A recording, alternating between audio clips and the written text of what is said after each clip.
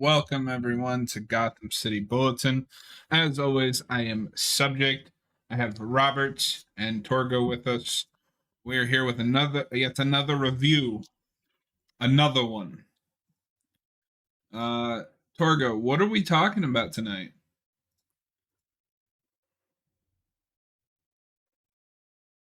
Torgo? Robert, can you hear me?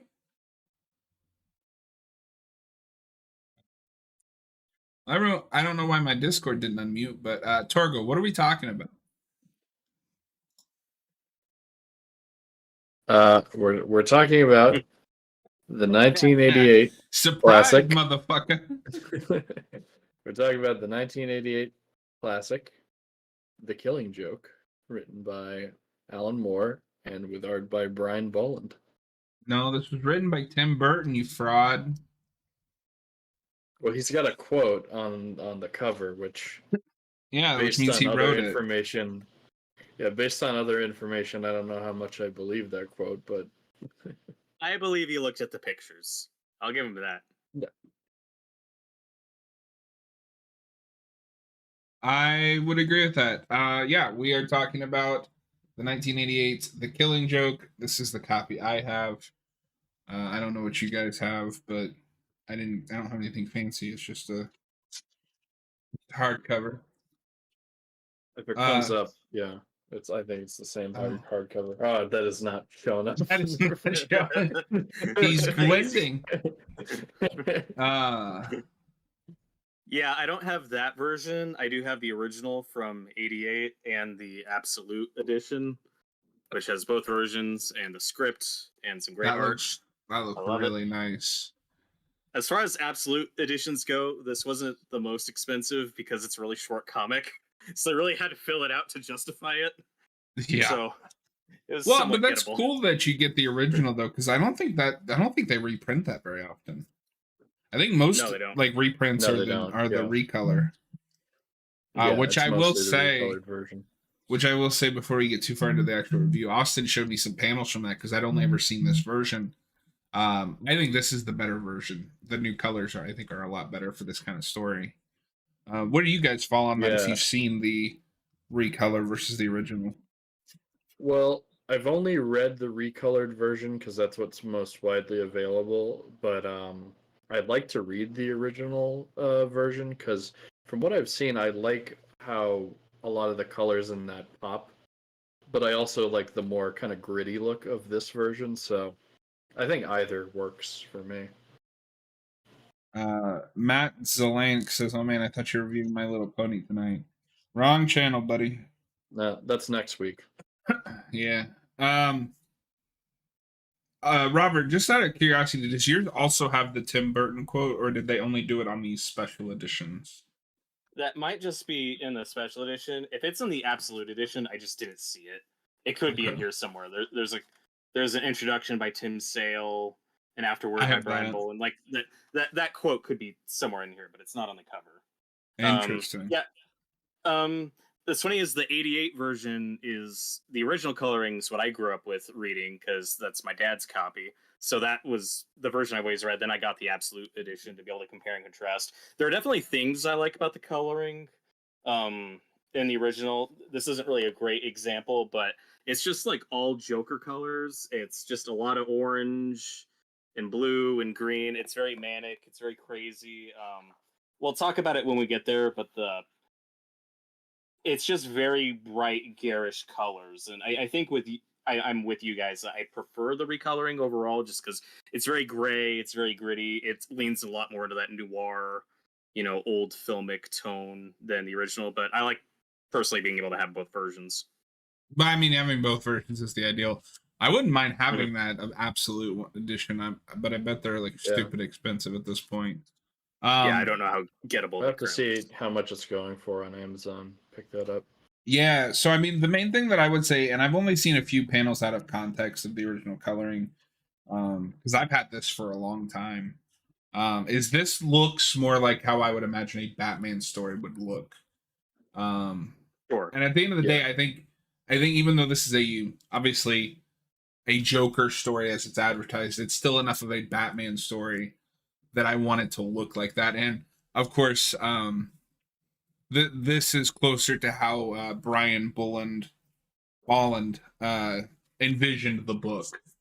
I'm not sure what happened with that original coloring, but you know, I think he just wasn't. He was like busy with something. He just wasn't able to do it, or I'm not sure what the full story was. Yeah, well, an artist didn't always have a lot of say on that stuff back in the 80s. It was just like, here's the art, here you go.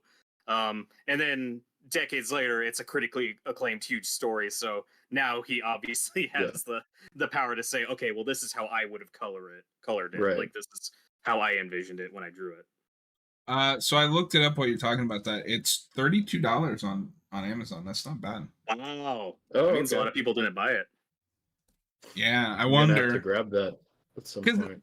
I feel like this story in some circles, especially more modern comic readers, that's a generalization just based on kind of some complaints I've seen. I feel like this has kind of been reevaluated, and we'll get to it later. But I feel like a lot of that reevaluation comes down to what he does with Barbara. Yeah, we'll talk about that. Yeah. So when did you guys kind of first get into this book? Because like Torgo, I know you come into Batman later with like the Lego games and. Yeah, I'm a young guy.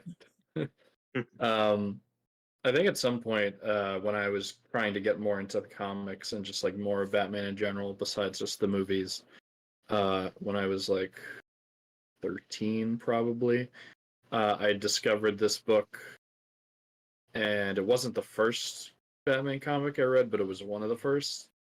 And I was just like completely blown away and just shocked and honestly pretty disturbed. Like this book was actually pretty effective.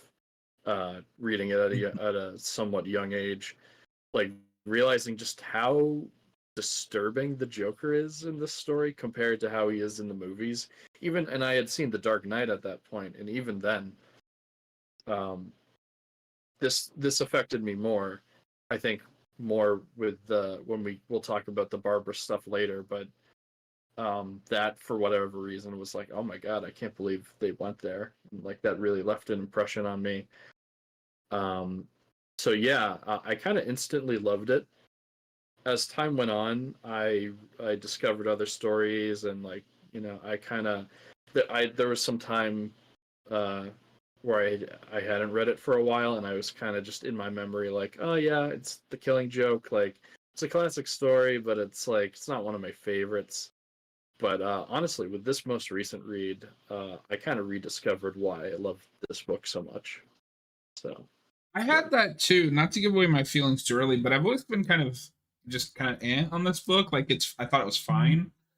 But reading it, as when you get older, I think gives you a new appreciation for just what Moore is doing with both the Joker and Batman, while also keeping it ambiguous enough that you can discard this as an origin story. It's not the definitive origin. It's like, it might have happened. We don't know, which is very classic Joker. I'd also argue, even to this day, this is one of the most vicious Jokers. Like, he just really enjoys hurting people. And he's fun, but he's also funny. Maybe it's just my sense of humor, but the flashlight joke at the end is really funny.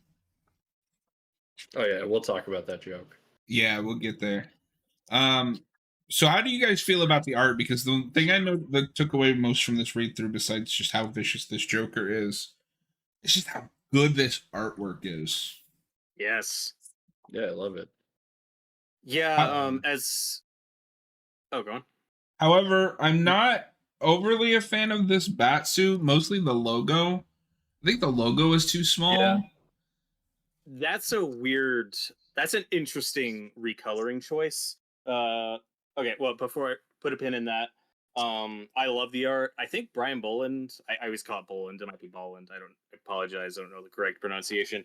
I think his Joker is my definitive Joker as far as the comics go.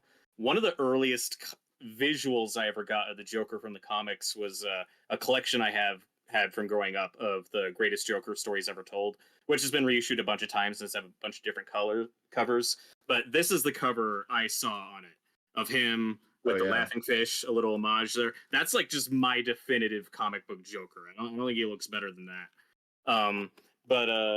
Yeah, I think the art's gorgeous. It's very grounded. It's very gritty. It has a very similar 9-panel layout to like what he did on Watchmen.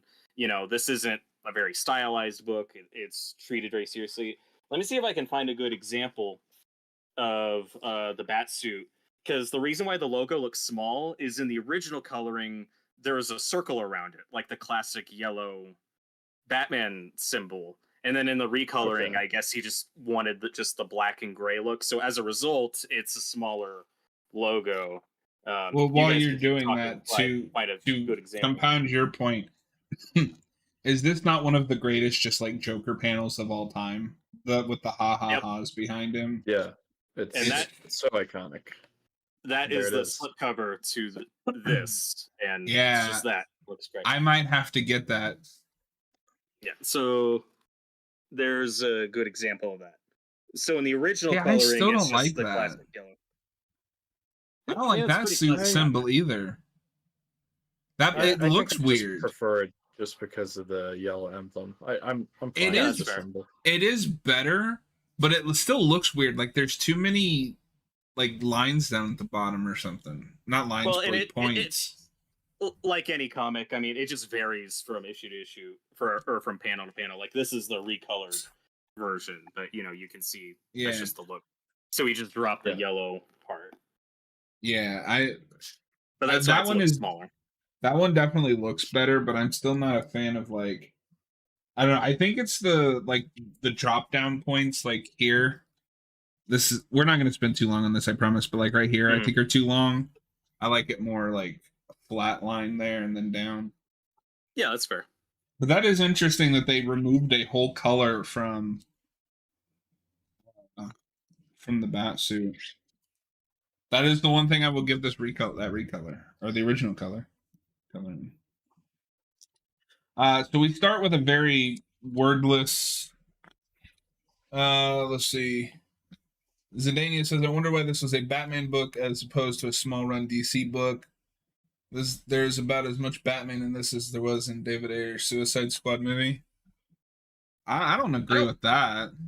I don't personally agree with that. I consider this more of a dual protagonist story, and this is published as a one-shot. I mean, Alan Moore himself describes the Joker as the main character, but maybe Joker the Killing Joke just doesn't sound good as a title, so it's Batman the Killing Joke. But I mean, I would definitely say that Joker is the main character of this book. Batman's still an important piece in it, and I would almost call him a dual protagonist. And like, I don't think the story works without him.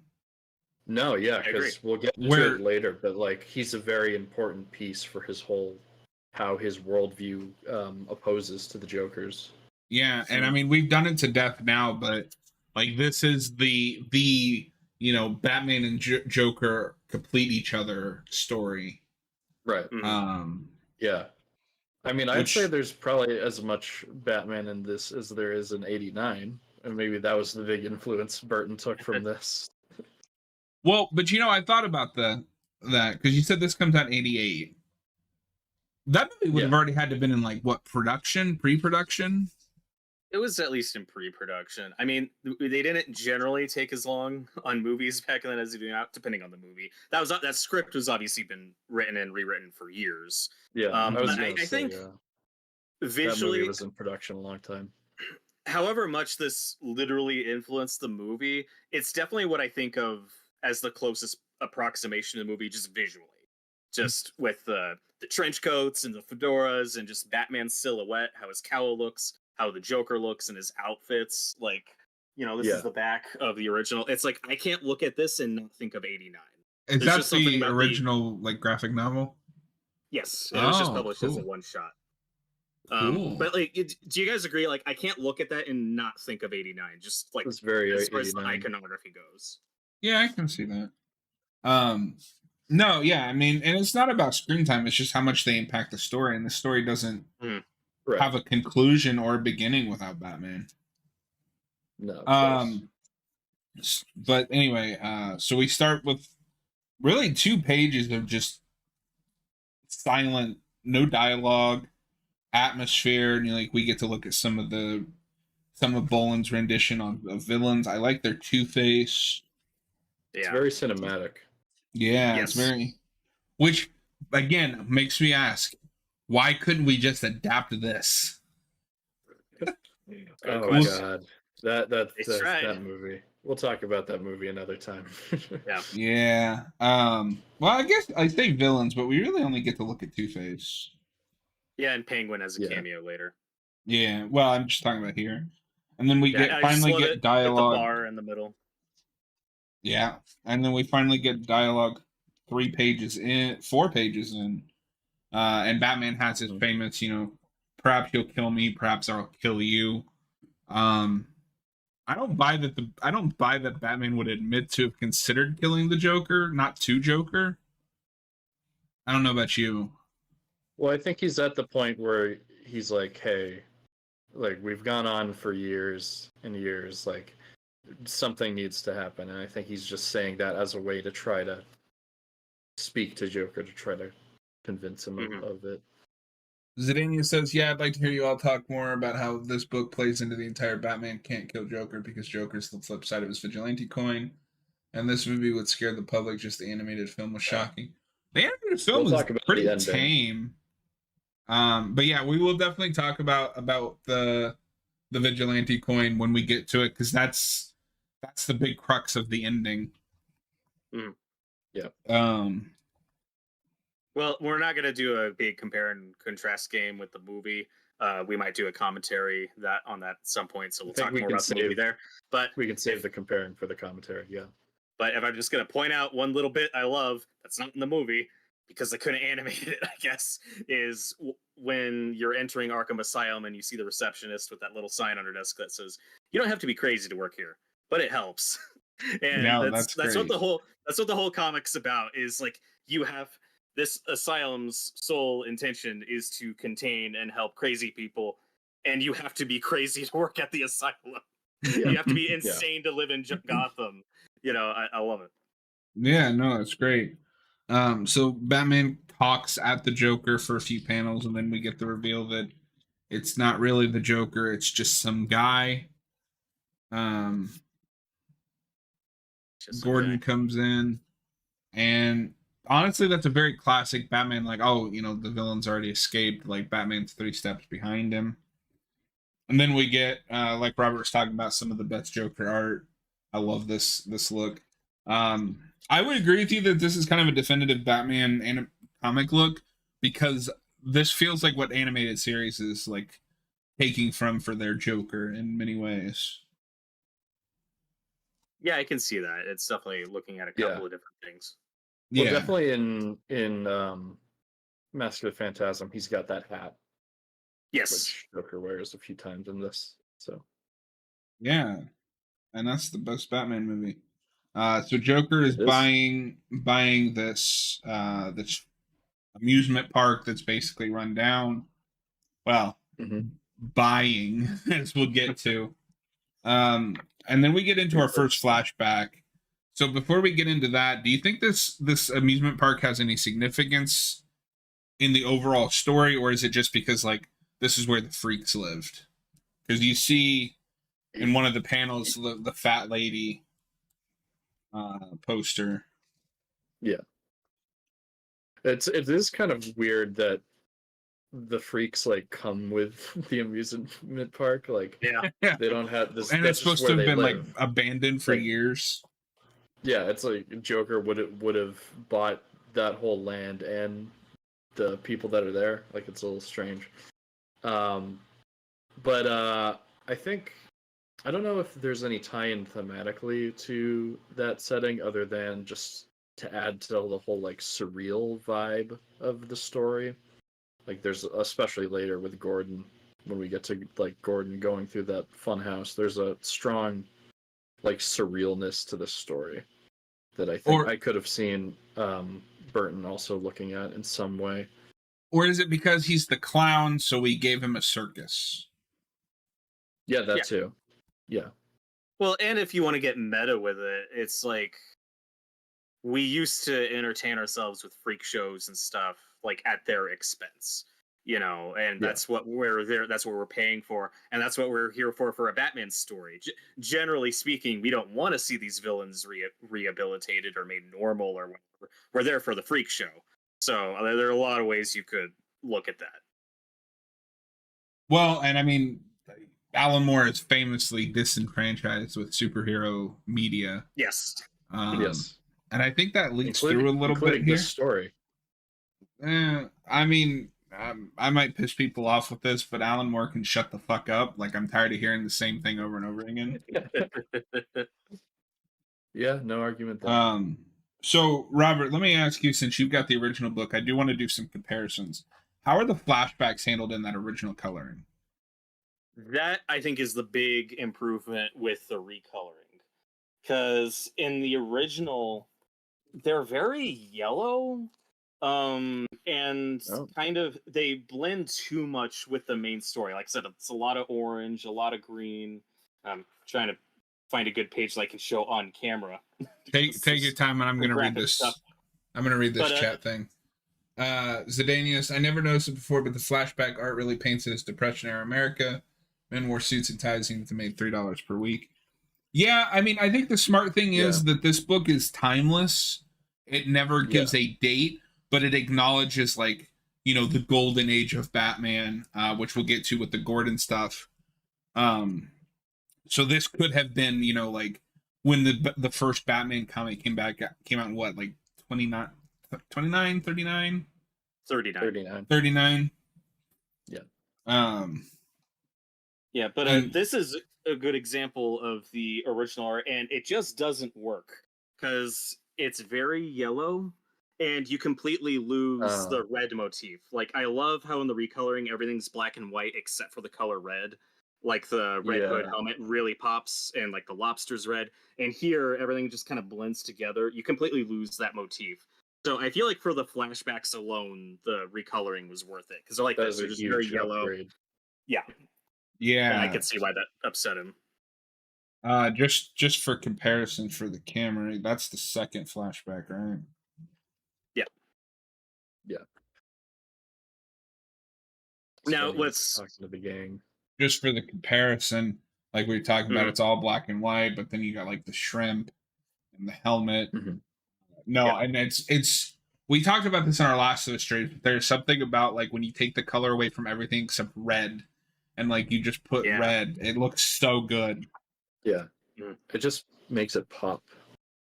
And if we're gonna briefly talk about canon and stuff, of course, there's the scene in the Batcave with Alfred, and you get that big view on the Bat computer of all these pictures of Joker, which of course reference a couple artists. One looks very Neil Adams, one looks very Dick Sprang, like all these images of the Joker.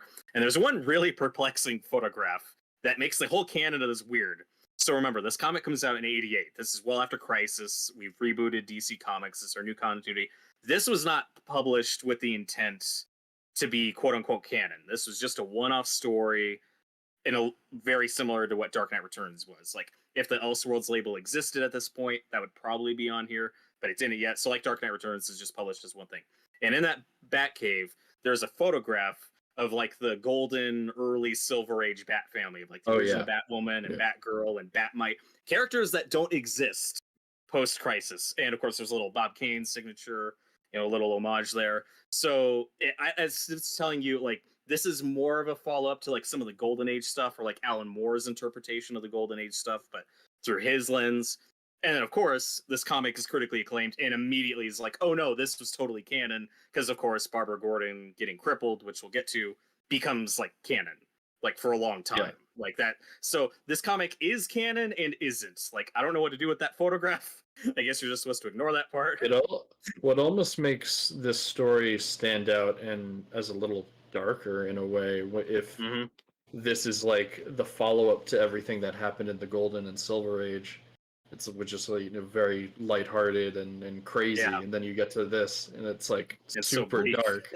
It's like, whoa. The Daniel says next review you guys should take scans as opposed to holding comics up to a webcam.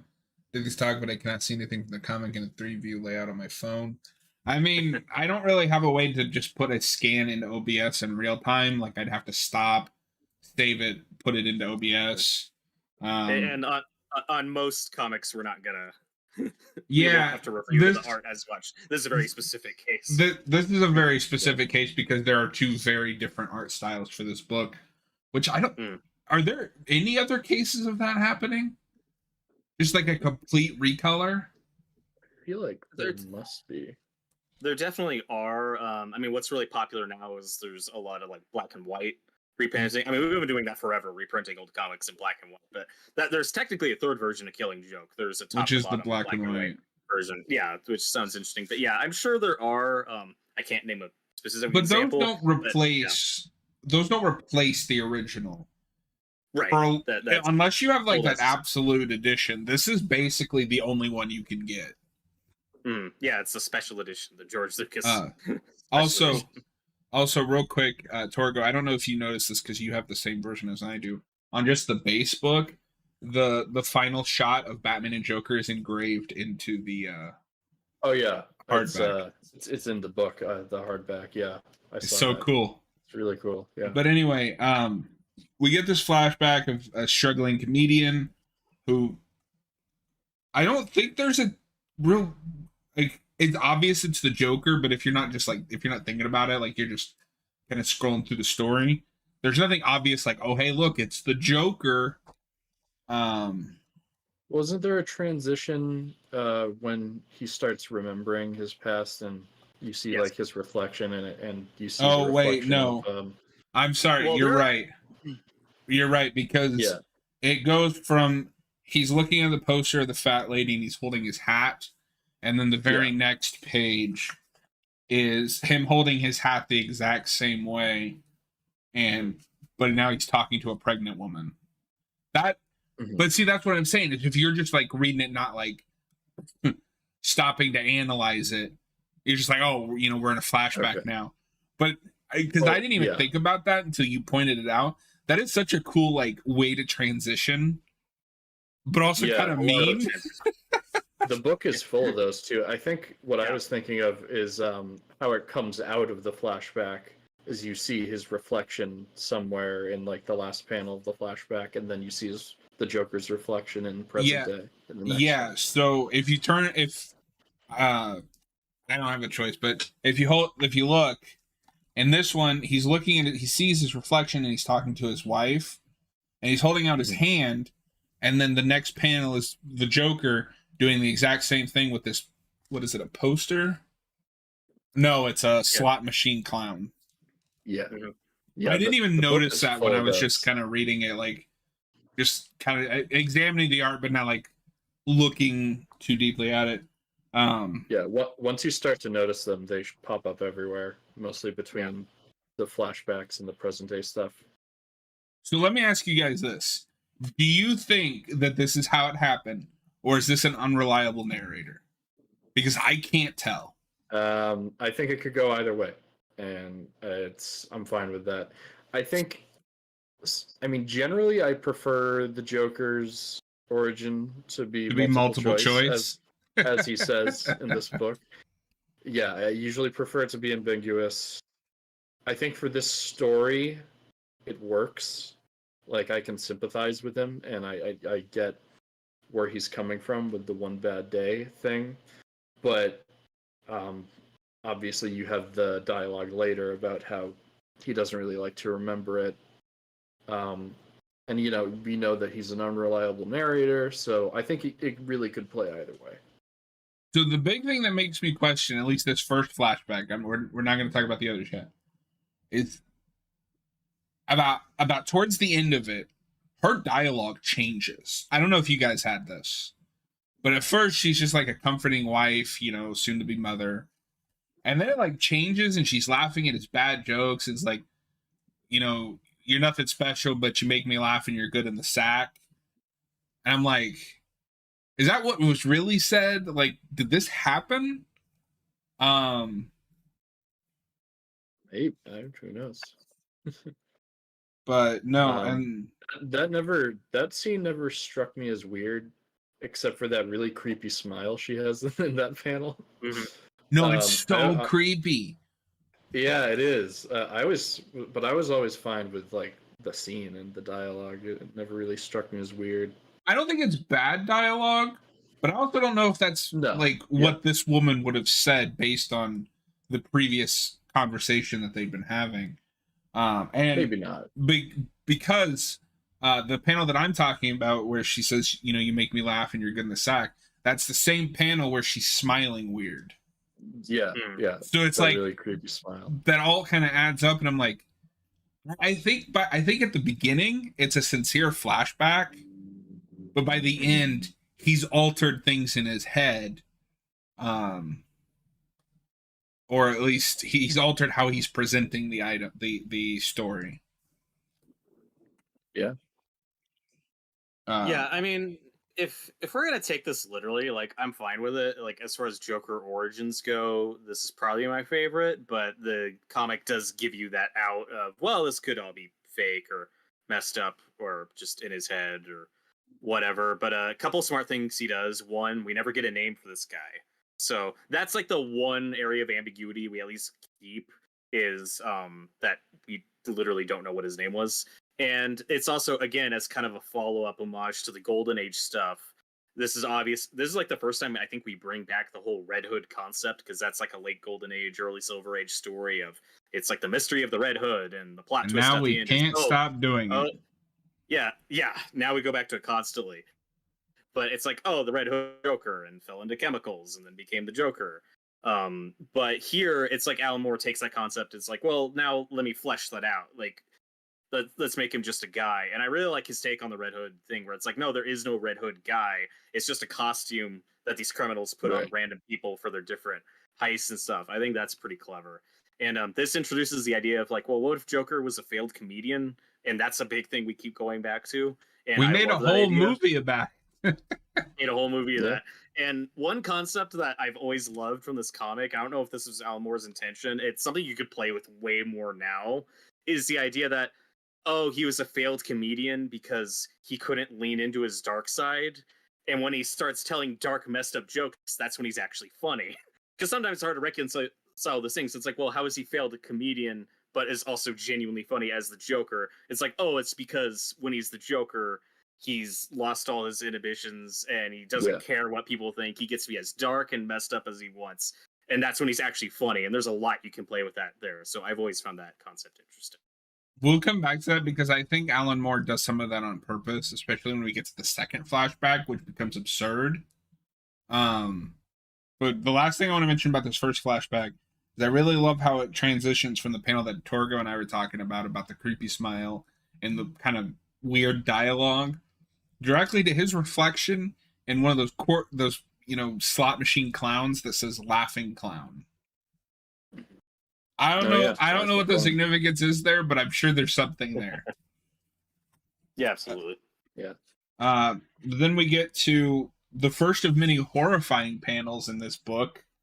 And I have to ask Robert, how does this look in the original? Because the art is what makes this creepy. I mean, it works in the original. Like, this is where I think the garish lighting. I mean, this always creeped me out, but yeah, there's a lot of purple, a lot of pink. Like on pages like this, I think the original coloring works, and yeah, it's still creepy. I think it still works. From what I've seen, I'd have to read it myself, but it works. But just from what I saw, it's missing a couple details that I think it makes this one look better. Oh, there's a lot of that. There's a lot of recolored versions, a lot more discrepancies. But from what I've seen of the original coloring, I think where a lot of it works is the carnival stuff. Yes. Not so much like the beginning with Batman, or just like whenever Batman's like in the city and it's like pouring rain and he's like investigating and stuff like that. Zidania says, boy, the idea of the narrator being unreliable seems like a super cool idea. The stupid heart symbol that they introduced. How are we supposed to read the chat? Yeah, you gotta scroll down a little to see it. But it's at the bottom of the chat. He says, I never read that version of this book. Oh. Yeah, I mean, I think there's enough evidence there. Yeah. But yeah, he's riding a pink elephant. Joker does something to him. I'm assuming it's like the Joker gas, right? Just like he's got a little it's a little thing he puts on his hand. Yeah, I think it injects like venom or something into you. The main thing that is missing from that original coloring, just from the brief glimpse that you showed, is the blood trickling down his mouth. I think that adds a lot to like how scary this is. Yeah, it's a really freaky image. Then we transition to the Another example of that is the iconic part where he's laughing when he becomes the Joker. In the original coloring, it just looks like he's wet, but in this coloring, there's like blood coming out of his eyes and his lips. It looks so cool. Yeah, just that little detail change is immediately an improvement. And then we transition to Batman in the Batcave. He's looking at a Joker card. I didn't stop to look at this picture of the Bat family, which is very Golden Age. Yeah, it's designs. The Golden Age. Isn't it weird that Bat might exist in this universe? Yeah. It's so weird. I also I don't know if I buy this being the Golden Age Batman. Like, that just seems weird to me. It's whatever at the end of the day, but yeah, I think like I said before, it makes it hit a little harder when you see like that transition from more lighthearted to much darker and screwed up. But I don't know. And then we get the like panel of Jokers that Robert was talking about. Yeah. Well, if you go back to like Detective 27 or Batman #1, I mean, those are a little more serious, you know, just noir stuff. But I mean, if you're gonna consider those canon, I mean, that is a Batman who killed people. So that's true. You know, this could be a Batman who used to kill people, but then hasn't for years, and now he's killed like vampires. I might have to kill you, man. I don't want it. I don't want it. I killed a vampire. I don't want to do it again. So one more movie comparison I want to make isn't with the Killing Joke movie. It's actually with Batman Returns. Because famously, Michael Keaton had them cut a lot of his dialogue down, and I don't think it works in that movie. Batman has next to no dialogue for over half of this book, and it doesn't feel like anything's missing. Like, he still feels like a character that is part of the story, and I think that's a problem that Returns has, is that movie doesn't feel interested in Batman. Yeah, well, and a lot of that carnival freak show stuff is also what I'm talking about, where it just feels very Burton-y, like with Batman Returns stuff. Again, just visually speaking. I love this line that Bruce has at the end of this Batcave scene, because like I said, a lot of this is dialogueless, but he says, how could two people hate so much without knowing each other? And I think that's a really interesting idea, because for all the stories that we have done about how the Batman and the Joker complete each other or are the same two sides of the same coin, we've never delved into the fact that neither one of them knows anything about the other. The closest we've done is just that the Joker doesn't care who's under the mask. Right. Yeah, Joker doesn't care who's under the mask because he's more obsessed with what Batman represents, I guess, and just like Batman's determination and like moral code and his commitment to not killing anyone. So yeah, it's really, they don't really know each other deeply as people. It's more just so a war of order and chaos. It's about what they represent. Yeah, exactly. But I see somebody play with that idea of like, you two don't even really know each other. Actually know each other, and yet you hate each other. And that's so unrealistic. How could you hate someone you don't know? We don't see any of that in humanity. Oh my god. We don't fight to save the ones we love. We fight to wait. What's that line? You blew it. I know. We're not what's interesting? Who we hate, we're saving who we love. Yeah, that's closer. What's interesting though about the relationship in this is, I don't know if I consider this like my definitive Batman Joker relationship, in that in this, at least in my reading of it, I don't get as much of Joker being all about the game. Like, I break out into Gotham, I fight you, we go. This feels more like a Joker who's like, dude, I just want you to see the world as I do. We're both crazy. We're both the same. Like, this doesn't feel like a Joker who enjoys getting beaten up by Batman, who gets off on that like other versions of Joker do. It feels more like a Joker that's like, dude, we're both crazy. Let's just have fun.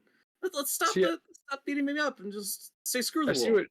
I see what you're saying, but I kind of feel like he enjoys the game in trying to get Batman to see his side of things. Sure. Or maybe not so much at the end because he's like pleading with him. He's like, "Why aren't you laughing?" But I don't know. I always kind of saw the Joker in most stories and trying to get Batman to see his side and trying to get him to go insane. So even when he's playing a game with him, so I've always kind of seen those two things as going hand in hand anyway. But I do see what you're saying. Yeah, maybe. I feel like most versions of the Joker, at least in my opinion, in animated series or Dark Knight, I feel like Joker doesn't want Batman to change. Like, he likes things the way they are. This is Joker who wants Batman to change. He wants Gordon to change, is his whole motivation. So, I don't know, that's just the way I've always read it.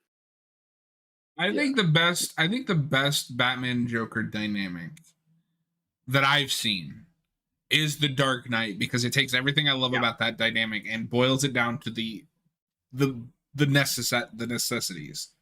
It's not overly, stuffed with complications. It's just, no, this is who these two people are at their core. Zed says Batman and Joker are both chasing a fantasy. The more information they have, the more reality seeps in, and I agree with that.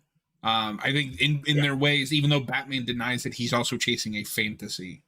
Because in many ways, and I'm sure we've tackled this, and we'll discover as we read more Batman comics, and this never-ending quest to read all the Batman comics. His war on crime isn't winnable. The minute you introduce supervillains, it's over. Like, you're going to be doing this forever. But I think he's fine with that deep down. I think deep down inside he realizes that it's an unwinnable war, but he's going to keep doing it because that's all he has. That's what he thinks is right, and it's all he has. Yeah. So we transition over. Oh, sorry. Well, and if you're gonna interpret the flashbacks we get for Joker in this as fact to the story, that's why I think his backstory complements Batman so well. I mean, we'll get in more detail in a bit, but that Batman is the way he is.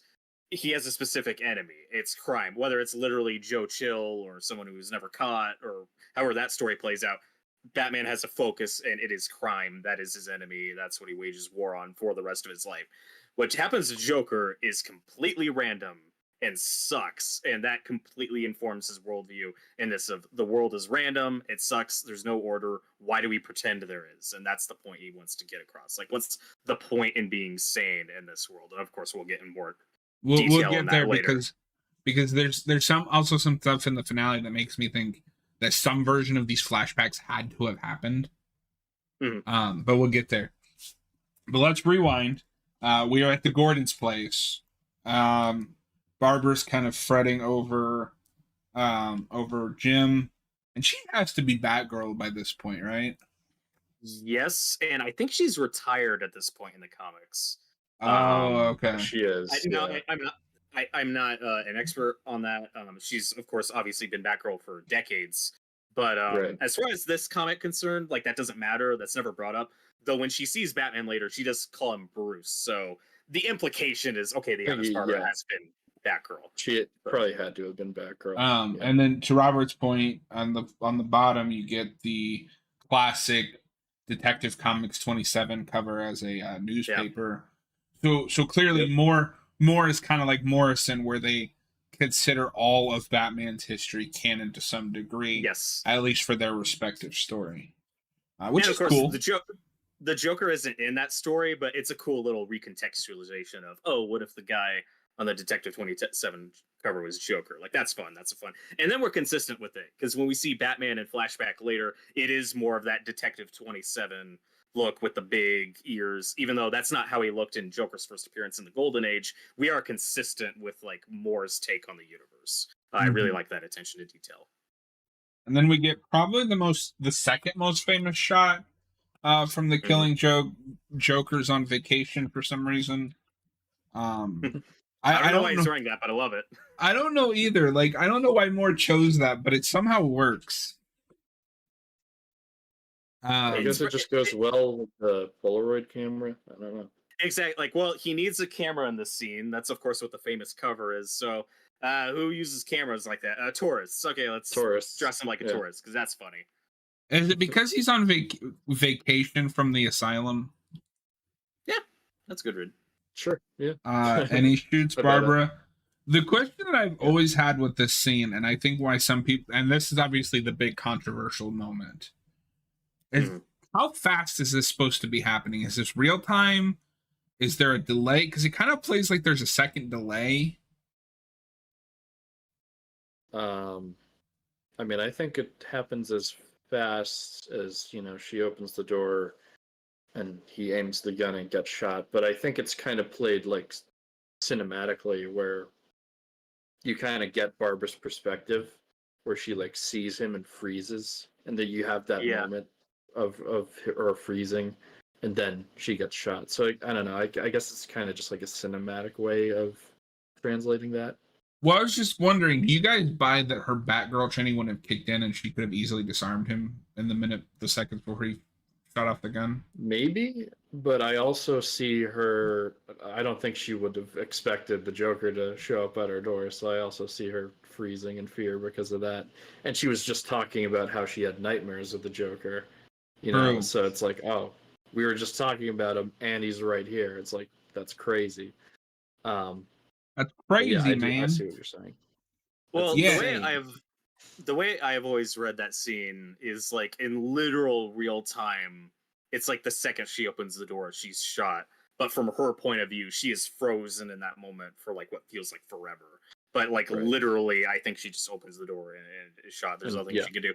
This is also a very grounded take on the Batman world, where when Batman's fighting the Joker later, like he pulls his cowl over his face, he hits him on the head with a beam. It's like a silly looking panel.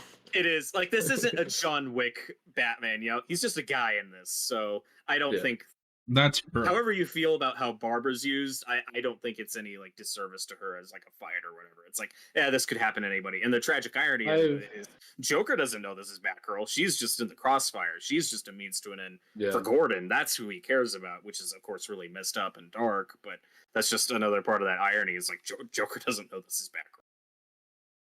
I've got mixed feelings Oracle was born. How Batgirl's or how Barbara's handled in this story, because she is just kind of a plot device. Yeah, she is. Yeah, I mean for this story it kind of works, but like I don't know, but like Barbara Gordon's such a good character, and she's just used like this in the story, and it's hey, don't argue with the wizard. He'll turn you into a toad. So I don't mind her getting shot just because it's a natural conclusion that at some point you're going to risk that. I don't know if I buy Joker stripping her down to nude, basically. Weird. And that's really one of the things that kind of disturbed me as a kid, because I kind of assumed that he violated her. Well, I mean, he is violating her, but Yeah, no, we know what you mean. Because I've always seen the Joker as somebody that's not really interested in other people. Like, I know we gave him a girlfriend sidekick later on, but I've never even been a big fan of that. And I get the idea is to mess with Gordon's head further. Yeah. But I don't know, man. I don't know if you needed to go quite that far. Maybe you didn't. I mean, this is meant to be a very nasty, evil Joker, and that's just one way to explore that. I get the controversy to a degree, because she's like the only notable female, like of course the two most notable female characters of the story both die. Right. I'm sorry, Jeannie dies and Barbara's crippled. So women aren't treated well in this comic. If this story was longer, there's definitely a lot more you could flesh out with that. It's also important to remember that this was just meant to be a one-off. Like Alan Moore has said, he wouldn't have done that if he knew they were going to make it canon. But what we got out of that was Oracle, who's an awesome character. So whether you want to call it necessary evil or whatever, I'm not saying you're wrong to criticize how the story uses women. I just can't not look at it in the broader picture of Batman stories, and we got Oracle out of it, who's a great, empowering, awesome character. But I think that's fine. And I'm not debating the spine thing. I think that's perfectly fine. I just don't know if we needed shock upon shock. Like, just let Gordon know, his daughter's laying there bleeding out. She could be dead for all he knows. I don't know if you needed the extra layer of Joker stripping her down and taking photos. Well, I mean, he strips him naked too. That's just part of the process to try to make him mad. I'm not necessarily defending that choice, but this is also, I mean, my preferred take on the Joker is usually a bit more asexual, or like he's just interested in Batman and nobody else. But this is a Joker who is interested in sex, especially if you consider the flashbacks canon. And then later, when Batman's like showing a wanted poster of the Joker to a bunch of people, he shows it to prostitutes. So the implication there is this is a Joker who sleeps around with prostitutes. Like, yeah, like that's just the Joker we're dealing with in this world, in this story. But I get where you're coming from, where maybe the comic didn't need to go as far as it does. Like, I think that's fair. Yeah, no, for sure. And it's worth knowing that, like, the same year or the year prior, Joker beat Robin to death with a crowbar. So just across the board, there's like a few years in comics where we're just making Joker extra evil. It starts from Dark Knight Returns through here. He was screwing up all the sidekicks. Yep. All of them. Yeah. All of them. And I think what makes it worse is Barbara's conscious through, I would have to assume most, if not all of it. Yeah. Well, the other big thing with the Barbara Gordon thing is when Alan Moore even brought up the idea of doing it, that there's the famous Len Wein quote where he was like, "Yeah, cripple the bitch." It's like, Jesus. Like, God damn. Like the crippling of a main character was made like that flippantly. And then it transitions into a flashback. Again, Joker's in a specific pose, and then the flashback has him in the same pose. And he's talking to some mobsters, and that's when we get the first look at the helmet, which Robert showed us in the original coloring a little while ago. There's not a lot here in this flashback. It's just him being the chunk of it is him being persuaded by these gangsters and finding out that the Red Hood mob is kind of a charade. They just recruit random guys to wear this while the real masterminds pull it off.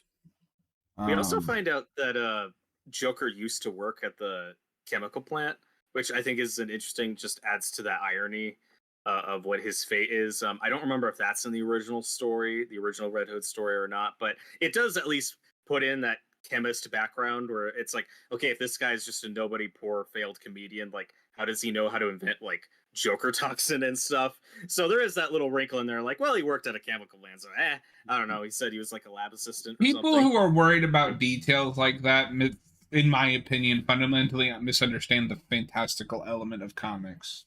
Right. Like, I don't care why Joker can make Joker gas. You just can't. There's this weird thing with the shrimp in this flashback. Like, why do we keep focusing on the shrimp? Well, it's now not all the transitions are meant to be literal, and this is one of the most disturbing ones where I think this is the one with the strip with its leg getting pulled off at the end, and then you turn the page and it's them poking at Barbara's legs to see if she is. So it's like, ugh, like it's just really messed up and dark. So not all the transitions are literal. Some are more just like but I mean, this entire flashback is just like the shrimp in every other panel. Character. My favorite character in the book. I think it's probably to accentuate or draw attention to the color red in that scene, which is obviously important because they're talking about the Red Hood. But I don't know. Maybe there's a deeper meaning to it, but I'm not sure. And then we get to the hospital. Bruce has found out about Barbara. Found out what Joker did. Wakes her up, and she's terrified. I like this humanity. So I want to go back to this point I made a minute ago. I understand that she was scared of Joker as a child, but I'm to believe that this woman was Batgirl, face down probably the Joker, Two-Face, not Harley Quinn. She didn't exist at this point. All of those. retires for a little bit, and then freezes again at the sight of him. I guess it maybe depends on how long she's been retired. She's settled and hasn't had much of a chance to fight crime recently. I mean, she's shot point blank. Like I said, my reading on it has just always been she opens the door and is shot. Well, and I think that's my main issue is I can't tell how in real time that is, but I do also I wasn't taking into consideration as well that she said, this is more of a back to basics grounded, Batman that's maybe not like a kung fu master. Yeah, I mean, he always was in the comics, but he also gets beat up a lot in the comics. Yeah. I really like this panel of her upset, like the way this coloring does it. It really enhances that emotion. Well, and for the little bit of character we get with her, I mean, her main concern is just her father, and I don't mean that in a male character taking priority or a female character. It just shows that that's where her heart and where her love is. So I think that's a good little. I wish we got more with her, like in the comic, but I do think that's a good scene. Yeah. We're gonna start to speed this up a little bit because we're an hour in and we're only halfway through this book. There's a lot to talk about with this book. There is. And then we get to Torgo's favorite scene where they strip Jim Gordon down naked. What's my favorite scene? You don't like that? Well, there's a bunch of little people in it, so maybe it's Austin's favorite scene. This is probably Austin's favorite scene. Where did these people come from? Like, did they just come with this abandoned circus? I think that's what I was saying earlier. Like they just lived there. My favorite thing about this, and this book is going to get a lot sillier from here on out, is the guy is still on the pink elephant, and like Moore goes out of his way to show you that he's still on the pink elephant. There's that big panel later where you see the Batmobile driving, and you see that guy still on the elephant in the background. Robert, not to be a repeat, but how does this all look in the original coloring? I think you shouldn't have put. I was gonna say, please, better not put that book away. I have it on. Well, I'm worried how much I can show though, because you got a naked Gornet being paraded around. Oh, true. You don't see anything that bad, I don't think. Yeah, this is where the garish coloring I think kind of works. Like this is where they're in the roller coaster, where again it's just a lot of green, a lot of orange. It's just him going crazy. Yeah, it's just him. What page is that? I think it works because it's garish. Yeah, it's just all about the freak show element. Yeah, I don't know. I think this works so much better. Where it's just like you can part of it is you can actually see what the fuck is happening. Yeah. I think they both work. Well, like I said, I think from what I've seen of the original, I think most of it works in the carnival scenes, but I also like the recolor too. To Torgo's point, though, on the one page where Gordon's first, being stripped naked and tortured, and Joker says you're going mad. That is very like Phantasm or Jack Nicholson Joker, the way he's sitting and looks. Yeah. Yeah. Well, and this is where we get probably my favorite Joker speech in the whole book. This whole comic is just like my favorite Joker dialogue ever, at least as far as comics go. Really and I love this speech how he has about like, oh, don't remember. Remembering's awful. Like memory is what our reason is based on. If you lose memory, then you're free. Sanity, madness is the emergency exit. Just trying to make his point. There's no sanity clause. His point of view is really interesting. Of like going insane being something you can choose. Where it's like, no, just let go of reality. Reality sucks. Everything we are is based on memory. Like. Memory is what our reason is based on. And as we'll talk about in a second, with what we find out in the flashback happened to his wife and child, he says, there's no reason anymore. Like, that's the whole reason I'm doing this, why I'm committing this crime. Like, that's the reason, and I don't have that reason anymore. I just love it. No, it's very cool. It is a very good speech. And I like that it shows that, like, fundamentally, the Joker doesn't understand good people. Because he just assumes that everyone will have his reaction to stress. Yeah, which you get in The Dark Knight. Like, that's very looking at this. Yeah. Well, I mean, that whole boat scene as much as I think it slows down the movie, is thematically this. And this is so, and then that makes me wonder, because you mentioned, the transitions aren't as in your face.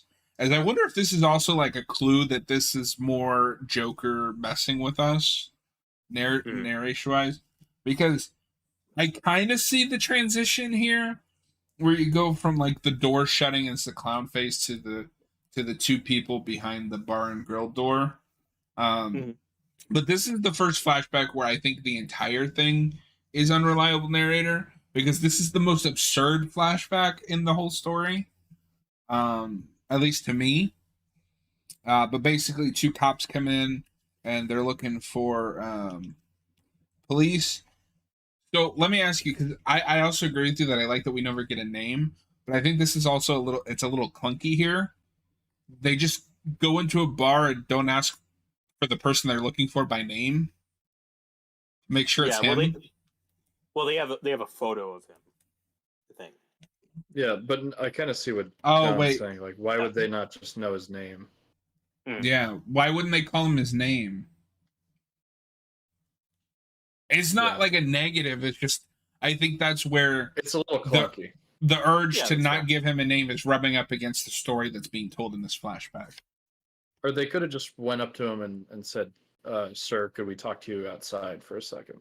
Instead that's what they. Well, that's what they say.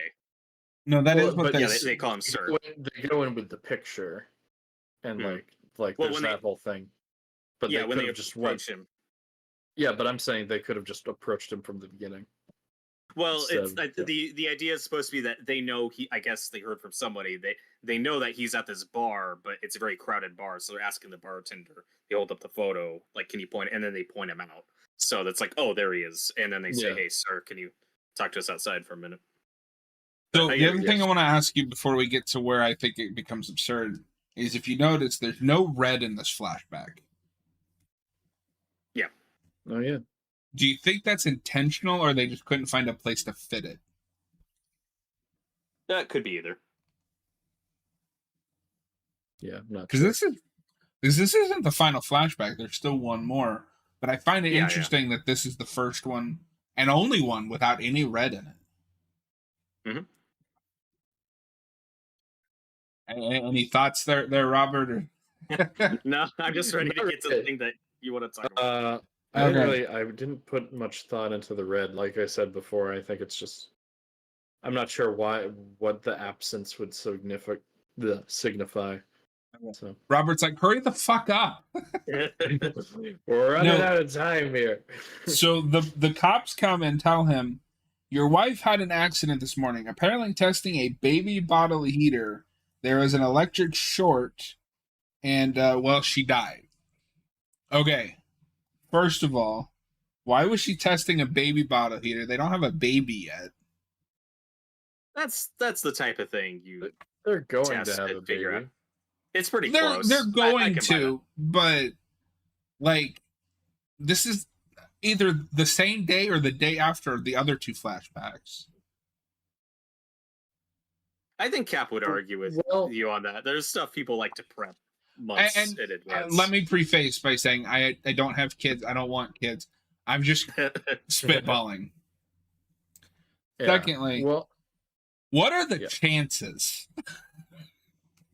Well, that's part of what drives them mad is it's completely random, and they even say it was a 1 in a million chance that would happen. I think that's on purpose. That's one of the things that drives him insane, basically. Maybe it is absurd. I've never tested a baby bottle heater, but going back to the 80s and prior, there were so many fires and people dying in stupid ways. There was so much shoddy equipment, and this is a really crappy part of Gotham. This is a slum that they're in. So I don't know. It's nothing that's ever bothered me. Where it's like, yeah, that's the type of stuff that probably just happens. No, that's get electrocuted and burned to death all the time. That's fair. I think the rest of the book is so grounded that it doesn't become absurd at all. Flashbacks or no, until we get to the circus thing, and I think that's on purpose. I think this is the one that's supposed to tell you. didn't happen this way. This is just how he's chosen to remember it. Well, maybe. I think for the context of the story, though, it's really important that something random happened to this loved one. Like, he taunts Batman later and says, like, you must have had a bad day too. What was it? And with Batman, his bad day led to him having a very specific crusade. Joker's bad day is like, what? Do I hate the world? Like, what do I take from that awful experience? It's like when a loved one dies in a... Like, if you wanted to do something more realistic and simple, like, you could have said, oh, it was a hit and run. Like, but even then, that would probably give him a specific target. So, like, that's probably a bad idea for this story, because that would give him someone specific to go after or blame. I love that he just hates the world and blames the world, and it's just all about random injustice. As it's like the universe keeps kicking him while he's down. It's just a freak accident. My favorite part of that flashback is just his reaction to it. It's always stuck out to me. It's like very real. Of the cops just say it to him. There's a beat, and he just says, "What?" Just imagining the shock in that moment, and just like, how do you process that? Like, it's really gut wrenching. That moment's always stood out to me. Yeah. And I like that they convince him to go through with this anyway. That now that he has like no reason to do this. Yeah, well, they'll probably kill him. Before we move on, I just want to preface again, for I'm sure the people that will type angry comments. I am in no way saying that I am right. I do not have this life experience. I don't want it. I'm just saying it stuck out to me. The last thing I want to mention is because we brought up that this book doesn't really transition into this flashback, but it transitions out. And I think it's really interesting that Joker in the flashback is holding himself the exact same way Gordon is in the circus freak car, whatever. Yeah, because he wants to make him feel the way he feels, or the way he felt. Is how you could read that. Yeah. Then we get some more dialogue from Joker trying to drive him insane. Okay, so I do have a question. His whole thing is anybody would go the same way I did if they had one bad day. Bad day is shooting his daughter, and taking pictures of her. What does he hope to accomplish with like the circus freaks? Like, is it just because it's supposed to be weird and it's like supposed to mess with Gordon's sanity? Yeah, I think it's supposed to just create a sense of surreality, and just basically that, just break his sanity. Okay. Yeah, he's in a weird place. He's literally stripped naked. It's just taken out of his comfort zone. Yeah. I mean, if you want to talk about like how this comic could be controversial, like, I think it's fair for anyone to have an issue with this comic, with just how the circus freaks are portrayed. Like, I think that's a fair thing to take issue with. I think it works with the story. It's just very dated, and it's fascinating. I mean, you can go back to a movie like Freaks. I don't know if you guys have ever talked about that. I have seen that. That movie, yeah. But that's like actually really humanizes them, and it's just kind of a fascinating part of our history where when freak shows and circuses started closing and going away, a lot of those people were out of work and couldn't get anything else. Like, it's just a very complicated, weird situation. It's just important to remember that, like, these were real people with lives and stuff, and I can understand this depiction of that stuff, like, not working for everyone, like the fat lady and all that stuff. Like, so, and I don't hear if that bothers you, I think that's fair. I've never heard anybody complain about that. I haven't heard people talk about that, but I can see someone taking issue with it. It's weird. People talk more about the Barbara Gordon thing, of course, than something like that. Well, and speaking of the Barbara Gordon, we get to the other big thing with this is when he's shown all these clearly naked pictures of Barbara. It's a bad day. It's pretty bad. Her facial expressions could, I think, easily be confused for something else. I'm just saying. Yeah. You're not wrong. Which I think lends to that credence of maybe he did more than the book lets on. Yeah. When I thought that's what the book was implying when I first read it, and that's part of why this book was so disturbing to me when I first read it. I think there's enough evidence here to say that he did what Torgo thinks he did. Well, we'll see. I'm not sure. I think it could go either way, but my first experience reading the book, I certainly did think that's what happened. And it was just shocking because it was like Joker never did anything like that in the movies. Well, and the animated movie leans hard in course it does. You got to earn that rated R rating. Yeah. But I don't know. I've always read it as he just takes pictures, but like you're not wrong. And then I don't want to evil Joker. I don't want to show this panel because I don't have a way to show just that panel and not the panel right above it. But the panel right under the creepy barber pictures has an amazing Joker pose. I like that his neck grew like 3 feet. He's a cartoon character. He can stretch. Yeah. And then we get more dialogueless Batman just showing Joker's poster. Investigating. Their penguin is almost perfect, but that nose is absurd. Yeah, that's how it used to look. Is it? Okay. It's authentic. Yeah. Okay, that's fair. A very pointy nose. I've discovered that I really like the penguin in concept, but I've never read a great penguin story. There aren't many. Yeah, he doesn't have many. I love the penguin though. I think you can do a great story. What are you showing me? Come on.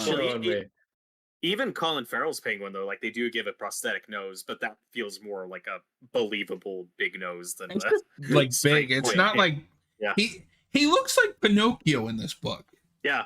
That's how he looked in the comics. Like that's how he looked in the cartoons, you know. So I get what you're saying. That's a bit exaggerated, maybe, for this book. So let me ask you this final question about Batman before we move into the third act, essentially. Is Batman kind of a shitty detective in this to you guys? He has to literally be invited to the circus to find it. Yeah, that's the first place you'd probably... Yeah. Maybe. Like, you're telling me this man's... Before that. Right, but you're telling me this man spent all night looking for this place and can't find it until he's literally given a map. Maybe in this universe, this is the very first time the Joker had to hide out in a circus. Well, it reminds me of that one panel of No Man's Land that I've seen out of context, where it's just like Batman with a microphone going around like, has anybody seen the Joker or whatever it says? Well, the implication is at least like this isn't random. Like Penguin has worked with the Joker many times. That's why he sees the Penguin. I've always gotten the implication with the prostitutes that those are people Joker has visited before. So that's why. I don't have enough information to say that. Batman in many stories has used like prostitutes and other street level people to keep as eyes on the street. Yeah, I mean, I guess it's possible that they just know they've been like they overhear things. They have certain information that it's very big. Yeah. Well, but like everyone else he's showing that picture to is like someone who has specifically like been with the Joker before, so that's how we always. But I don't have enough evidence to say that they've done that in this book. Mm. You're bringing something to the book. But you guys are talking about your read on like what he does to Barbara earlier, so that's just my point. Is this is a story that implies that this is a sexual Joker?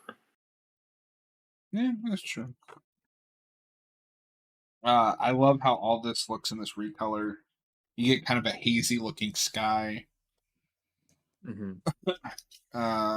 More Joker taunting. You know, like, hey, hello, anybody home? And then we get into our final flashback, which I think is going to be one of the last bits of meaty discussion.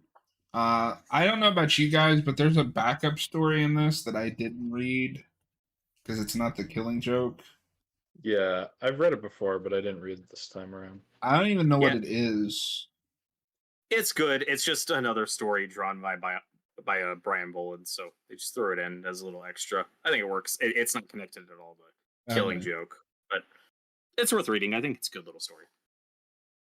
So we get him putting on the helmet, and interestingly enough, I didn't think about this while I was just reading it. The first shot we get of him with the helmet on, the guy he's looking at looks like the Joker. Do you guys have that? Interesting. Which guy are we talking about? The hat specifically. I think that's definitely deliberate, and he's got the big chin right there. Oh, Oh, that guy? Yeah, I can see that. But he also has a mustache.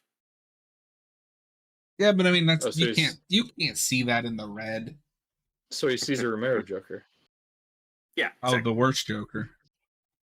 No, that is not true. That is literally not true. Now you're gonna get angry comments. For the record, I am kidding. What the hell is that guy's name?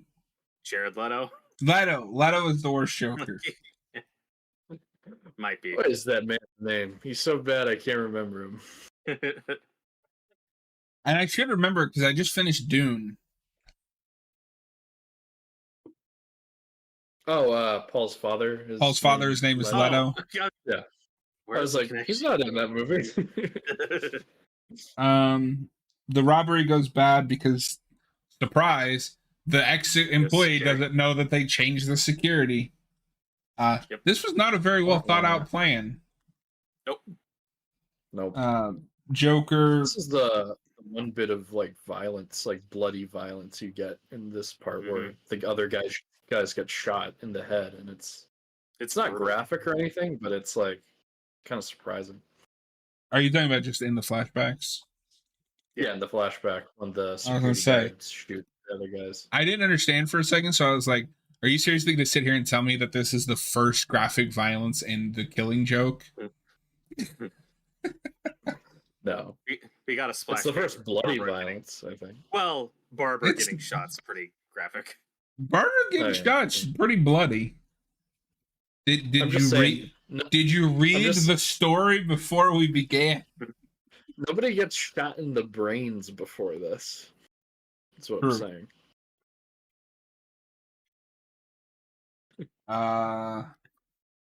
Okay, here's Batman, but it's hard to tell. Like they smartly don't give you a full on look until the Joker vision again because he's in the helmet, and Batman's ears almost look like horns, which I find interesting. It's kind of like first appearance Batman. Yeah, but that's not what they look like in the shot before. Well, when we see the clipping, Torgo, pull out your books. In this comic, they've always looked like devil horns to me, but they're a lot bigger in the flashback, which is deliberate because that's very like because in the panel before they're like going this way. They're going back, but in the Joker shot, they're like closing in on each other like pincers or horns. Yeah, I mean, I guess it's a little bit more exaggerated from Joker's perspective, but I don't know, like it's still pretty long. It's just comic book art. Like there's gonna be I like that because it makes Batman kind of look like a demon to this scared, forced criminal. Well, if you go back and look at the clipping that Gordon has, that's the homage to the Detective 27. Like he also has the big ears in that, so I like the consistency. But I get what you're saying. How in that specific panel they do look like very like devil horns, like very monstrous. Yeah, that's kind of exactly that panel, isn't it? Or exactly that cover. Yeah. This is why you have to follow along. I'm gonna have to look at each panel for 20 minutes before I can go to the next one. God damn it, Torgo. And then we get the famous, he's like burning, can't breathe. He takes off the helmet, and we get the famous shot. Robert, you know what I'm gonna ask, but we gotta see the old art style. I'm curious. I think it works. I've seen it. Yeah, I think it looks cool. The chemical water is like a lot more green. They really play that up. That works. I think.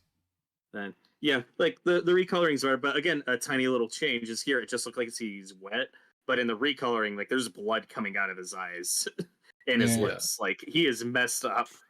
So one thing I will give that one over this is I like the purple gloves over the white gloves.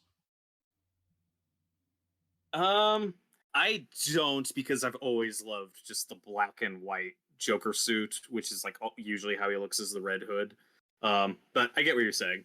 But the purple gloves are a lot more Joker. Let me ask you this real quick. Are they still purple in the shots before? I know this is very riveting, but I'm curious. Yeah, I don't know how consistent they are with that. You can't. No, they are purple. They're definitely purple. Like he has a purple tie and purple gloves, but the rest of the suit's black. And this is one of those things that feels either directly or indirectly an influence on 89. Just how that movie handles him falling in the vat of acid. That's and then when he, clearly starts laughing, killing Joe. It's done very differently. It's shot very differently, but it's just another example of him looking at himself and laughing maniacally, which isn't really how it plays in the Golden Age / Silver Age story. How they handle the flashback there, it's like he gets home after falling in the acid and he still has his Red Hood stuff on. Like he gets home, takes the helmet off, looks in the mirror, he's like, "Oh, I look like a clown now. I shall become the Joker." Like it's not like it turns him insane. He's just like, "Oh, I guess this is my gimmick now." Well, that's because that's because Jack Nicholson's Joker is just Jack Nicholson. Yeah, but he still has that break though, where like he just starts laughing, Yeah, like, because he's just playing Jack Nicholson. Like Jack Nicholson always has come off as a little crazy. Yeah, I think Jack Nicholson. I think Torgo Jack Nicholson worked. I think he works as the Joker still.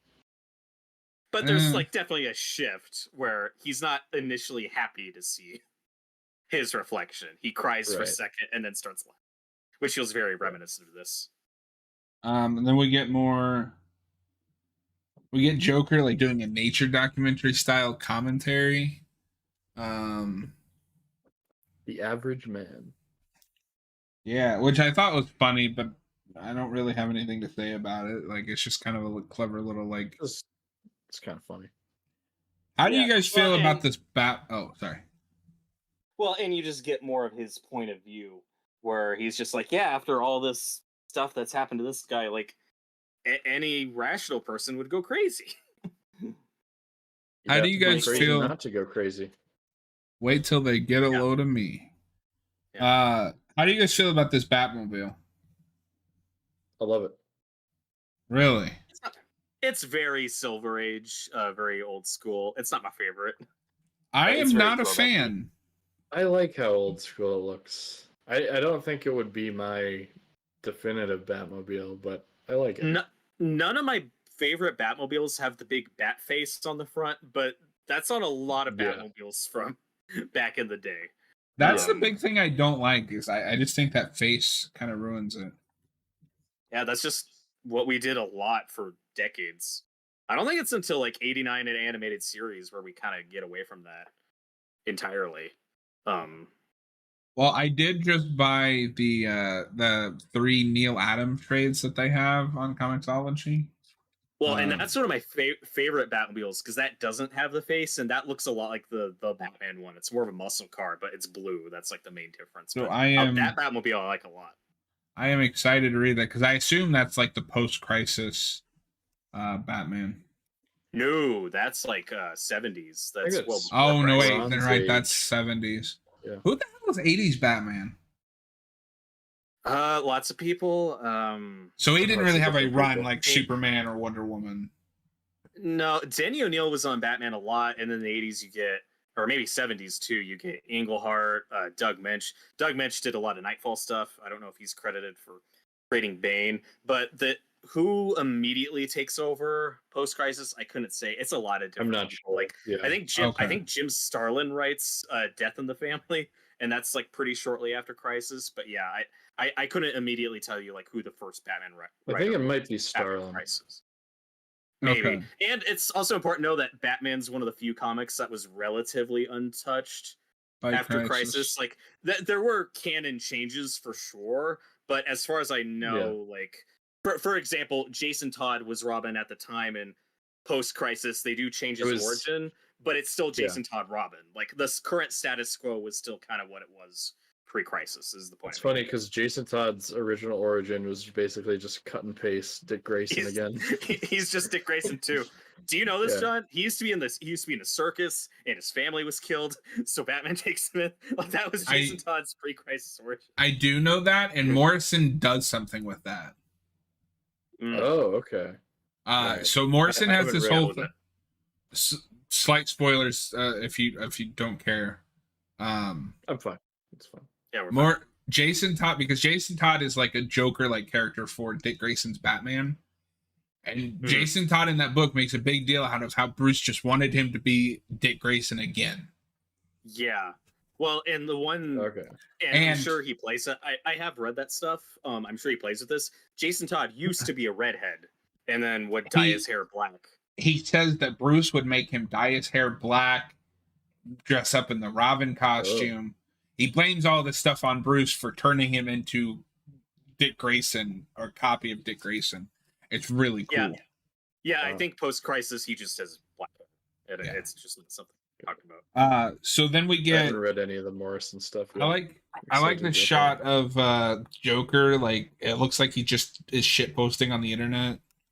Yeah. You've come to the Asloom, Batman. That's the Jonkler. But I like how it comes back full circle to the opening monologue from Batman, but this time it's just narration, and they're fighting. And I like that this Joker uses gadgets. I don't feel like we see enough of that anymore. Yeah, we used to a lot back in the day. And then he rescues Gordon. So I don't know if you're still here, Zidanius, but this is the big thing. I want him brought in. I want him brought in by the book. I'll do my best. By the book. We have to show him. We have to show him that our way works. At the end of the day, this whole story is about proving that just because you had a bad day and crack doesn't mean anybody else is going to. At the end of the day, if any of this is true, then the Joker was just a weak person. Yeah. Yeah. No, when I think what's very telling about this story is Joker has an inherently wrong, like incorrect worldview. And what I think is he didn't even really have one bad day. He had a series of different things happen to him, and it all built up into one night. Like he blames that one night.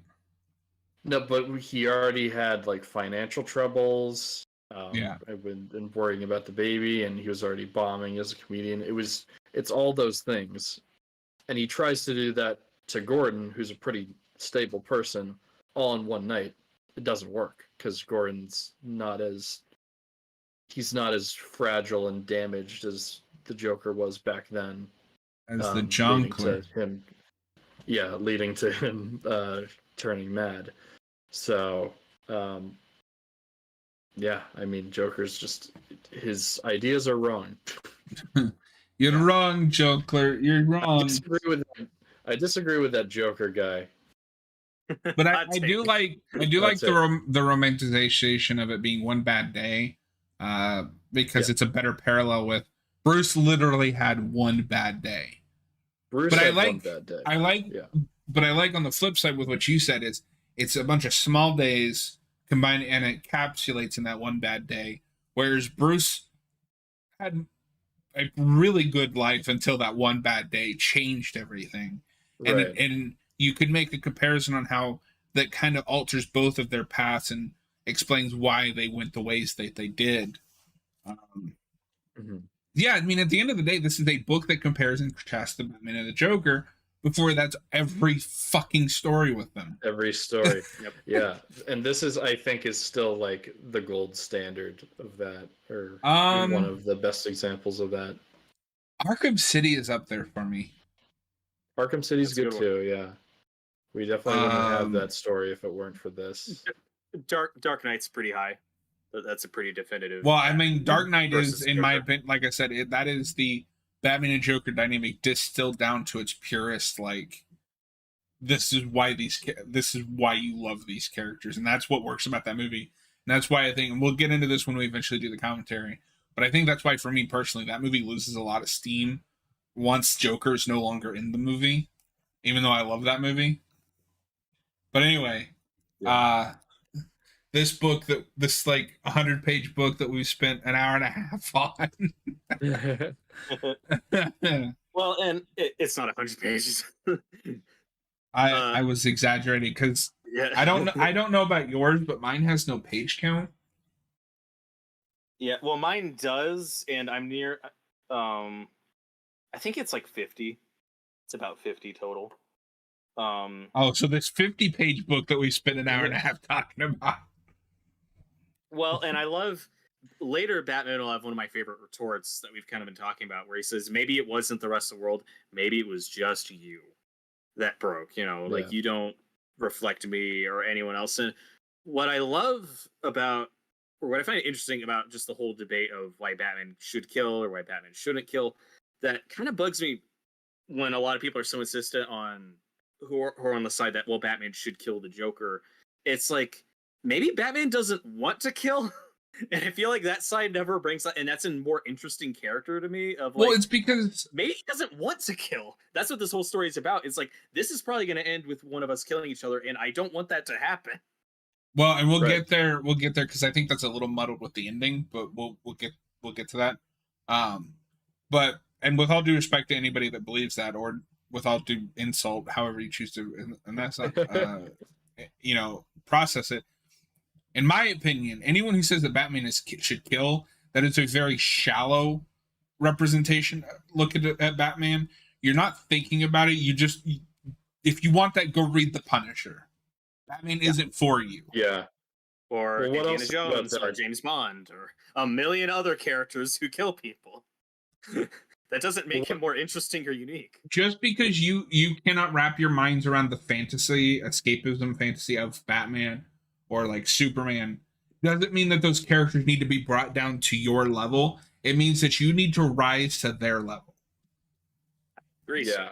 No, and that's true with a lot of DC heroes. They're more like aspirational figures than someone like Marvel. And that is my soapbox for the day. Anyway. Just one thing I just want to say about that is most people I've heard say that Batman should kill aren't Batman fans. So that's just the one thing I'll say. Yeah, so it's like, why do you care? I'm not trying to be elitist about it. Like, they just legitimately don't read Batman. Just wait till we make the video on should Batman kill. That'll get some. Yeah. Anyway, so Joker has this whole big spiel, and then he's like, it's all a joke. Everything anybody ever valued or struggled for, it's all a monstrous, demented gag. Why can't you see the funny side? Why aren't you laughing? And it's the only time in this book that I can think of when Joker, not in a flashback, but in this, main storyline, isn't smiling. And Batman bursts through the mirror in a badass, wide panel. And it's like, because I've heard it before and it wasn't funny the first time. And I love that line. It's so good. Because it perfectly encapsulates how Batman's worldview contrasts from Joker's, because I've always seen Batman, and I think this story does a good job of showing it.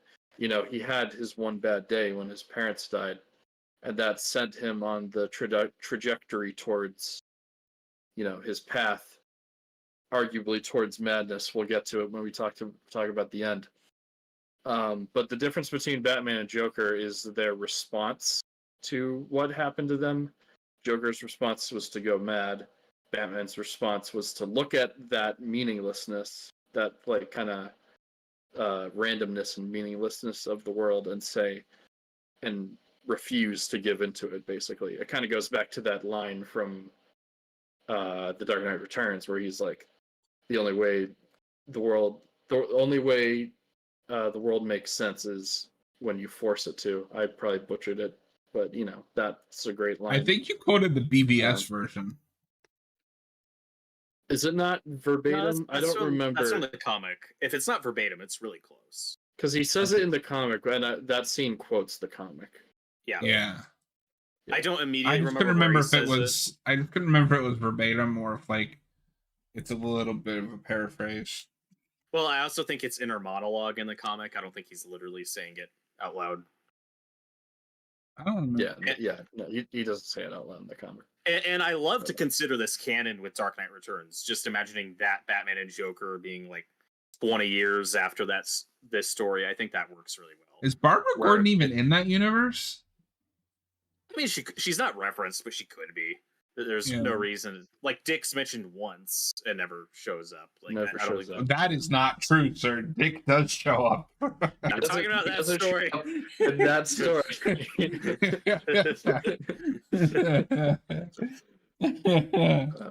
Anyway, yeah, I love that scene. They have a pretty cool fight. It's I'm gonna sound dismissive, but it's nothing special by Batman standards. But there's more emotion behind it, so it doesn't bother me. It's kind of like what Robert was saying earlier with the whole like, it's more grounded and not very like choreographed or romanticized. It's just like two guys just Joker really kicks his ass. Torgo, or Robert in the big fight towards the end, right before Batman knocks him out of the window. At least in the new coloring, it kind of looks like Joker's missing half of his jaw. Let me look at this. It's I think that's just supposed to be the shadow. I think it is, but the way it's drawn is like it's just missing half of his jaw. When he gets it's the same here. Is that that's the original coloring? I'm assuming. Yeah. To me, it looks like he's just bleeding from his mouth. Really? It doesn't look. Yeah. Are you looking at the right panel? The one that Robert's pointing out. Yeah. Yeah, he doesn't even have a bottom jaw. No, it just looks like his lips are bleeding. Oh, see, I don't have that. I think it looks like his lower jaw is missing. No, I mean, I don't know. He still has a chin. Yeah. But like this is a really good example of just like that. Really okay, but where is the chin in that panel, Torgo? Where is it? It's right there. Hold on. Let me see if I can. It didn't show up earlier, but let me see. Torgo, in case you didn't know, the Joker has red lips. No, he does. But it's dripping. It's dripping from his mouth. What? In the next panel, it is. What are you talking about? The next panel is him on the ground. No, you're looking at the wrong panel. The panel before that. Right. Let me see. The one with Batman's fist. Oh yeah. This is all getting cut out. This is all getting cut out. I think that's Batman lifting up his. Hey, we can't cut it out. We're live. Oh, you know what? Yeah, but there's no editing. No, I know it is. I'm just saying it looks like he's missing the bottom half of his jaw. I mean, I guess it does. I never thought that, but anyway. Torgo, you're looking at the wrong panel. That was pointless. You're pointless. You said the one where he gets kicked out. I thought that. I said before that. Okay, I wasn't listening. Well, on the next page, since we were talking about the scene with Barbara earlier, and if we buy her freezing like that and getting shot, we get a direct callback to that with the gun. And if that had I think Batman's getting shot. Oh yeah. Because Batman just stops. Yeah. He's just like, oh. He's like, oh, I'm dead. Like I said, I know people love to romanticize Batman, and the Golden Age even does it too. Like, he's the strongest, best fighter in the world, but he's just a guy. He gets beat up a lot. He's just doing his best. I don't know. I think, and part of it just depends on the time era, right? Like, it makes sense for a modern Batman to be like the best at martial arts. Well, okay. Batman is really good. Batman is the jack of all trades, master of none. Because I think in most continuities, like, you still have people like Lady Shiva that are better than him. Cassandra Cain. Cassandra Cain. I couldn't think of her last name for saying is technically on a martial arts level better than him, but he brings it all together. Yeah. And most of the villains that he fights aren't like a physical threat. Well, that's why they made Bane. Here's the thing: animated series is usually touted as like the definitive Batman, and I to an extent I agree. That's probably my favorite, but he gets knocked out in like every episode, and usually he's just really lucky that the villains never take off his mask or shoot him in the head. But he's captured and knocked out in like every episode of that show. Like, I don't know if I'd call him the world's best fighter or anything in that. Like, he gets beat up a lot, and I think that's fine. No, for sure. And then this might be my favorite exchange. Batman says, "It doesn't have to end like that. I don't know what it was that bit your life out of shape. Who knows? Maybe I've been there too. Maybe I can help." And he goes on and Joker says, "No, it's too late." Mm-hmm. Yeah, and I love when Joker says that, like, you can kind of see his sanity come back for a split second. Yeah, and he's just like, "No, like, it's too late for me. Far too late." And then he tells it. Well, I mean, one read of the story, as we discussed earlier, is, the flashbacks we get are always from his perspective. So maybe he's making them up, maybe they're nonsense, maybe they're real, who knows? So that's one read on the comic, is like, oh, he's just crazy, like he says. Like, oh, I remember it one way one day, and then I remember it another way the next. Yeah, I prefer my past to be multiple choice anyway. And again, he's an unreliable narrator. We don't know if he's telling the truth or lying. And the flashbacks are from his point of view, so we don't know if they're real or not. So there's one read that, like, oh, he's insane. Like, he doesn't remember what really happened to him. It's all distorted and weird. Like, no, this is a very insane Joker. There's another read on this story, and my preferred take on the Joker, like in The Dark Knight, is maybe he's not technically insane. Maybe he is perfectly sane. He knows what he's doing. This is just how he sees the world. Like, that's the scariest read I think you could have on, like, the Heath Ledger Jokers. Maybe he's not, like, crazy. Like, maybe that's just who he is and how he views the world, and is, like, maybe he's not technically insane, and I find that way more disturbing than he's just crazy. That is more disturbing. And I'm trying to remember, I think they introduced that idea in a comic. Mm-hmm. Might be Arkham Asylum, they say that. Maybe. I need to go back to, like, those interview tapes, but, it's like they just put him in Arkham, because where else are you going to put a guy like that? Not the game, I mean A Serious House on Serious Earth. Oh, okay. Yeah, maybe. Anyway, then Joker tells this big joke at the end, the flashlight. I'm not going to read the whole thing because it goes on for like 2 pages. And then Batman laughs and grabs him, and it's left ambiguous what happened. He puts his hand on his shoulders, and they have a good laugh. Yep. And then the cops come. And the cops are like, what the hell? Like, what are these two doing? It's very creepy. No, I mean, all right. So we're at the. Do you guys think Batman killed Joker? I don't. I don't. Okay. But I wish it was a little. Either way.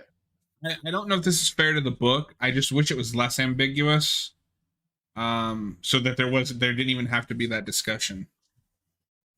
Well, the title is The Killing Joke, and a lot of people take it literally, like, oh, like, yeah, this exactly. is what gets him to kill him, This is the joke that gets him to kill the Joker, to finally break, and that's a read a lot of people have on, like, Batman laughing, is like, oh, now he's broken, which I don't like, and if that's what's intended, I don't think the story earns it, that, like, now, 5 seconds ago, he's pretty unfazed, he's like, I can help you, and just after this joke, he's like, ha ha ha. Like, I think it's just a little moment of, like, just stress or whatever. It's just like, this sucks. Like the one moment of connection, that, like, the one time Joker and Batman will ever, like, connect on a human level in their whole war. Yeah, well, and here's the problem. This book is published as a one-shot, so I'm fine with the ambiguity, but it is really difficult for me to take this out of main continuity, which we quickly established it is, or kind of is, so if you're looking at it literally with Oracle and all the comics that follow, it's like, well, Batman didn't kill the Joker because the Joker keeps popping up. So it's hard for my brain to take that out of the equation. Well, and I'm not even sure how much the events of this story are referenced besides Barbara getting crippled. So it could just be that. Him element. And the Joker sharing the laugh has definitely been referenced somewhere. I just can't immediately remember the example, but that has been referenced. All right. Remember that laugh we shared? Oh, that was a good night. Josh says, I do not think Batman killed the Joker. Yeah, we're all kind of in agreement with that. Well, I mean, I think I could go either way. I think because it's an Elseworlds, I mainly view this as an Elseworld, like, out of continuity story. So I'm fine. I'm fine with Batman killing the Joker. The problem with that, Torgo, is I don't think we can, because this influences Batgirl too much, or Barbara Gordon. No, that's true. So, I mean, like, obviously, like I said before, it's just that one thing of her getting crippled. Like, I don't know about the rest of the events. I don't know. Like, obviously, I'm not trying to be like, no, you cannot think of it this way. So I hope nobody takes it that way. But how do you reconcile that, though? Because she just gets paralyzed in two different ways. Like, I get what Torgo's saying. Like, just looking at this as its own thing, like a Dark Knight Returns. And I think this was intended to be its own thing from the beginning. Yes. So. Well, yeah, but what the author intends and what actually happens are two different things. And no offense to the authors, but it doesn't really matter what you intended at the end of the day. It matters what happened. Right. Don't tell me it didn't happen. Anyway. Well, although I will say, though, I have had some asinine debates with people over the ending of this comic. It's one thing to have a different read or say, well, this is what the story is about, so of course he kills the Joker because that's my read on the story. That's fine. It's ambiguous enough. But to make up or just lie or be wrong is something that infuriates me. It's like, it's cool that you read the comic incorrectly, but I'm arguing with the crazy person. I have argued with people who have insisted that Batman is punching the Joker through his chest and killing him. And it's like, you're just wrong. No, I mean, at that point, you're like that's not reinterpreting the art, like the actual art. That's literally wrong. And I've heard people say the mud getting washed away at the end. They're like, oh, well, obviously that's the Joker's blood. And I'm like, that's not blood. That's clearly mud. Joker has grayish brown blood. You're driving me crazy with these stupid arguments, people online. It's like, again, it's okay to have a different interpretation, but acknowledge when you're literally wrong. Yeah. So yeah, like I will say, I've never personally heard a convincing argument for why Batman kills the Joker at the end. Like, I just don't buy it. Fair. It's not my take on it. It's ambiguous, and I've never really known where I personally fall on it. So I really just see it either way. I see both sides. Well, what do you guys think of the final panel? Because it's an exact match to the first panel of the book of the dripping water from the rain. My read has always been, my personal interpretation, I don't know if this is necessarily what was intended, is this whole story is about the never-ending cycle of violence and the battle between Batman and the Joker. So that's why it literally ends where it began. It's about two guys in a lunatic asylum, and it ends where it began, and their fight is not over. So that's why I don't read it as Batman killing the Joker, because it's all about, this keeps going. These are two stubborn people stuck in their ways who can't change each other. So this is just going to keep going. Or they got really lazy and just copy pasted a panel. No, I definitely think there's something. I definitely think there's something to it, because even in a way, it's kind of a mirror. Like, it starts with the water and then goes to a landscape, and this one it starts as a landscape and goes to a water shot. And knowing Alan Moore, I'm sure there's something to it, because like he deals with that in Watchmen as well. Watchmen, yeah. Yeah, even though this is Brian Boland and that was Dave Gibbons, like they look very similar. They like, do. If I had no context and you told me it was the same artist, I believe you. Like, they look very similar. I forgot who drew Watchmen for a minute. I've only read that like once, and so in my head it's always been the same person, because in my opinion they look extremely similar. Like, it's creepy. They do have similar art styles. Yeah.